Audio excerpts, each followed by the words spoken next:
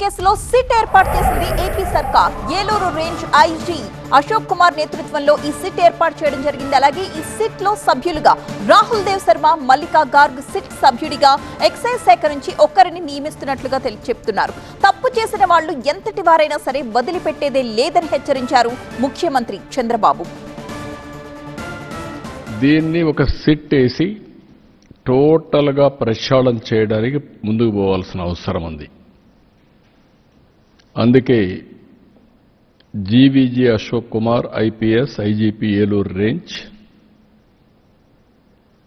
Rahul Dev Sharma IPS director enforcement prohibition and excise, K Chakravarthy IPS SP CID,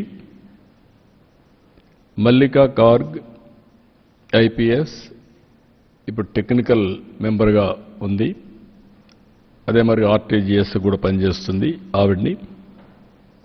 ఈ నలుగురిని excise డిపార్ట్మెంట్లో ఇంకొకరిని తీసుకొని, అనుభవం ఉండే సబ్జెక్ట్ ఎక్స్పర్ట్ని ఒకరు తీసుకొని, వీళ్ళందరూ కలిసి ఏం జరిగిందో మొత్తం